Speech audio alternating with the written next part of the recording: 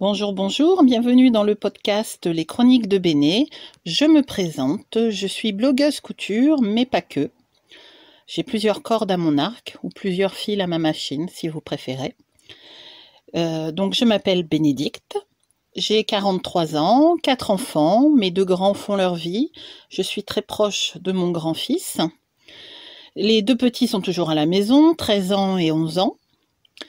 Je vis depuis 2013 dans une petite ville d'Auvergne qui est pour moi un havre de paix par rapport à là où nous vivions avant. Nous avons 3 chats, Melman, Dani et Lucifer, et 2 chiennes, Vaiana et Penny. Bon, je sais que vous vous en fichez des noms des animaux, mais chacun a une histoire. Je vous la raconterai plus tard. J'ai plusieurs passions. La couture, c'est ma première passion, mais j'ai besoin, envie de transmettre, d'aider,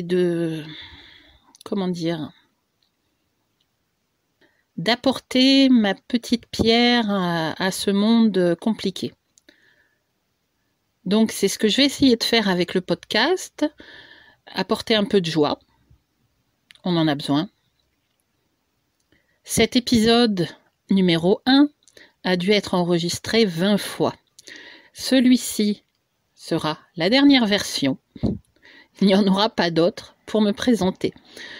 Donc voilà, je suis sur les réseaux sociaux, Facebook depuis la première heure, Pinterest depuis la première heure. J'ai du mal à accrocher à Instagram, Twitter, je n'en parle même pas.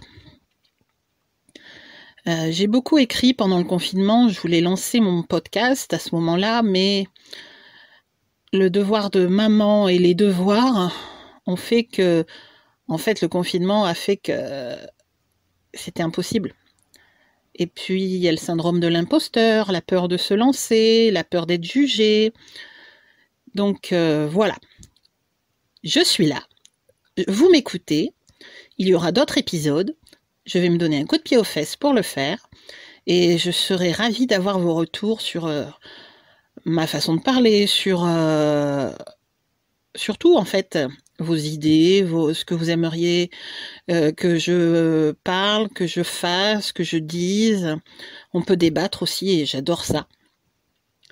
D'ailleurs, j'ai prévu un épisode sur la tenue décente. On a beaucoup débattu à la maison et c'était très intéressant dessus. Donc, mon blog benezadicte.fr parle essentiellement de couture, mais il va commencer à se diversifier un petit peu, puisqu'il n'y a pas que la couture dans la vie. Mon parcours en couture remonte au siècle dernier. BEP, CAP, Bac Pro, artisanat et métiers d'art, option en vêtements sur mesure et accessoires, et 3e au niveau national au concours général des métiers en 97. Après, je suis devenue maman. J'ai mis un peu la couture en parenthèse et j'ai lancé mon mini-blog avant 2013.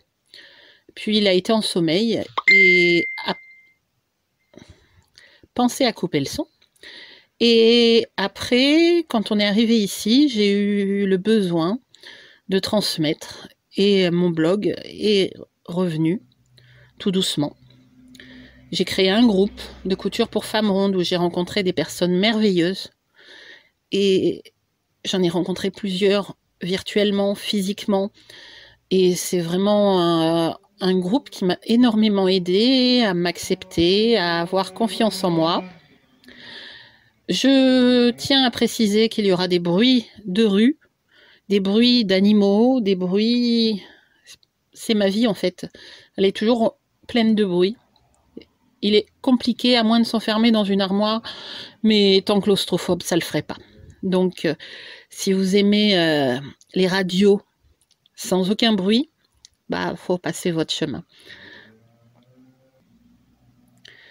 J'ai la chance d'avoir une grande pièce qui me sert d'atelier, pas uniquement de couture, puisqu'elle est aussi régulièrement envahie par mes 2 petits, où ils font de la peinture, tout ce qui est loisirs créatifs. Pour moi, c'est ma caverne de solitude, en fait. Quand je n'ai pas le moral, Je vais aller trier mes boutons par couleur, par forme, ou ne serait-ce que ranger une partie de l'atelier, ça me remet, enfin, je ne vais pas dire que ça me remet le moral, mais ça m'apaise. Ouais, ça me remet en forme. Alors j'ai plusieurs devises qui sont des mantras, peut-être. Je ne veux pas faire aux autres ce que je ne veux pas qu'on me fasse. À chaque jour suffit sa peine et demain est un autre jour. Je pense que la vie est assez compliquée pour se prendre la tête. Donc quand on peut se la faciliter, on fait ce qu'il faut. Je suis ronde. Ce n'est pas une nouveauté. Je fais 125 kilos. D'amour. Je n'ai pas toujours été bien dans ma peau. Mes parents étaient ronds, n'ont pas eu une éducation au niveau diététique correct. Il y a donc une part de génétique et j'ai toujours été ronde en fait. Je ne sais pas ce que c'est de ne pas l'être. Dès toute petite, je l'étais. Et aujourd'hui, il y en a plus. C'est plus facile à vivre, je pense, même si ça reste dur, pour un enfant d'être un peu rond qu'il y a 20 ou 30 ans. Donc aujourd'hui, je suis bien dans ma peau, je suis passée par beaucoup de changements capillaires, beaucoup de changements mentaux, évolution, j'ai fait mon Pokémon, j'ai évolué, plusieurs types d'évolutions. Et voilà, j'ai 43 ans, j'assume, des cheveux blancs, j'assume, 125 kilos, j'assume. Ça ne veut pas dire que je ne suis pas consciente que ce serait mieux si j'en avais au moins 25 de moins. Je ne prône pas non plus le fait d'être ronde. Non, je tiens à préciser, car il y a toujours des gens pour s'engouffrer dans la brèche. Et aujourd'hui, j'estime que quand on s'attaque au physique, c'est qu'on n'a plus d'arguments. Voilà, donc j'ai prévu plusieurs sujets, j'ai toute une liste de sujets que je débattrai, que je raconterai, que j'exprimerai. Je ne suis pas quelqu'un de parfait, loin de là. Et si je peux apporter ma petite pierre à l'édifice, vous aider, vous sentir moins seul, et on peut aussi parler couture, même si sans photo, c'est pas facile, mais pas infaisable. C'est comme le tricot, ma grand-mère, non. Ma maman de cœur était aveugle et elle tricotait. Pour elle, c'était tactile, donc c'est toujours faisable.